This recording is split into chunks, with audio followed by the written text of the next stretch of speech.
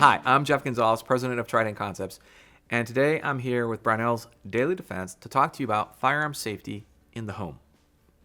So the first thing that I want to do is to emphasize the importance of always choosing safety. Safety should be the first priority that we have whenever we introduce firearms into our home. The biggest question that I get asked is, should the firearm be loaded or unloaded? And that's going to depend on the use or the purpose of the firearm.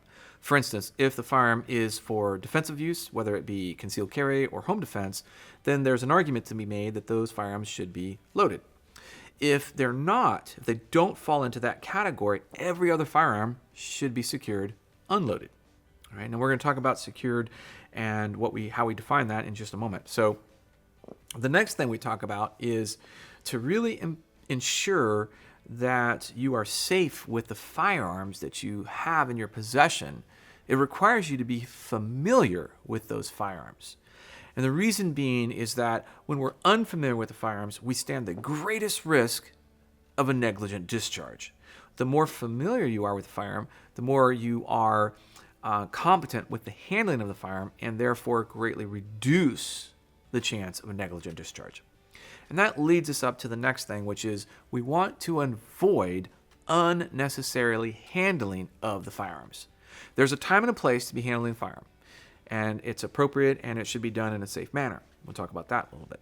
Outside of that, we really want to limit the amount of time that we are handling the firearm that is not necessary. And what do we mean by necessary? For instance, I need to move the firearm from its secured location to my body because I'm going to leave my home and I want to carry concealed, right? So I want to mitigate the time that I handle the firearm.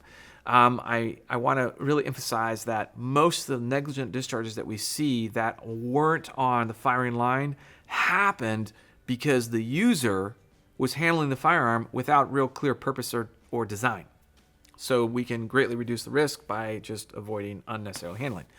The next thing is we talk about the types of storage options that we have. And in today's world, we have seen a lot of evolution in the types of security options that we have.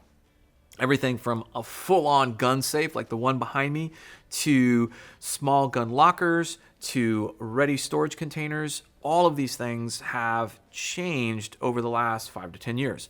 So really what you need to do is you need to kind of take a step back and define your needs. Well, do I need a large gun safe, or could a small ready locker work? Or could I use something that's a quickly, bedside table, quick access kind of format?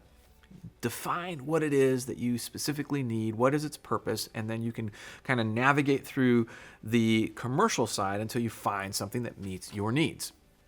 Most of the time, the way I kind of break it down is if I need quick access to that firearm, I'm going to want to try to choose something that is designed around that kind of setting, quick access.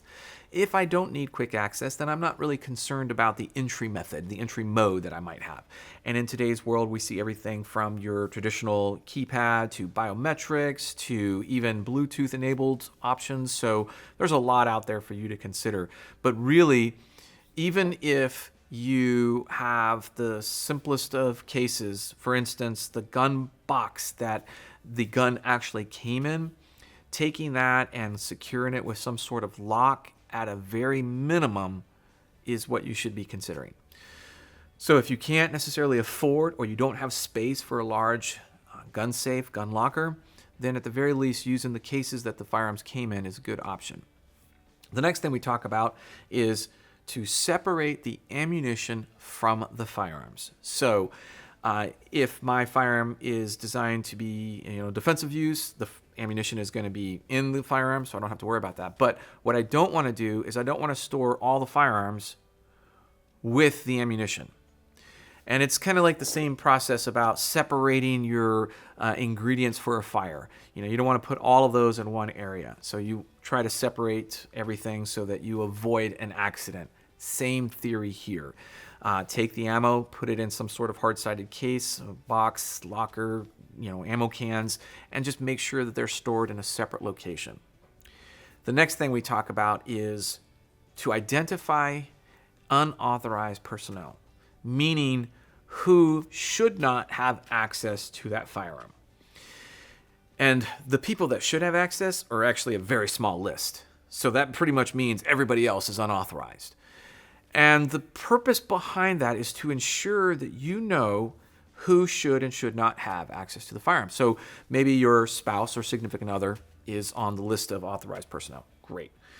Everybody else shouldn't be, especially children. And we'll talk about children and firearms in a later video, but really be strict about who has access to your firearms. It should not be readily available to anybody. And then the last thing that we talk about with regards to firearm safety is firearm education. The more you know about the firearm, the more you respect the consequences of a negligent discharge. And that means that the more aware you are of unnecessary handling of the firearm, reckless handling of the firearm, or anything that could potentially lead to a negligent discharge. You're just a little bit more knowledgeable about that. And one of the things that I find valuable is when you have that sense of awareness and that sense of knowledge, not only are you taking into consideration your location like your own home, but anytime you're around anybody else who's handling firearms, you start to kind of look around and you gauge or you judge their capacity to be safe and whether or not you want to be in their proximity when they are handling firearms. Because one of the things that I tell people is that if you see reckless or dangerous behavior around firearms, you have one of two choices. Well, actually three. You could do nothing, and hopefully, God forbid, nothing happens. Two, you could try to interject and explain that that is unsafe and that they shouldn't be doing that. Or three, you can remove yourself from the situation. So firearms safety is something that I believe is a core or an essential element to being a responsible firearm owner. So if you don't have that kind of requisite information, there's a lot of resources that are out there. Watching these videos is an example of one of those resources. If you have questions or comments, please feel free to post them down below. Until then, take care and stay safe.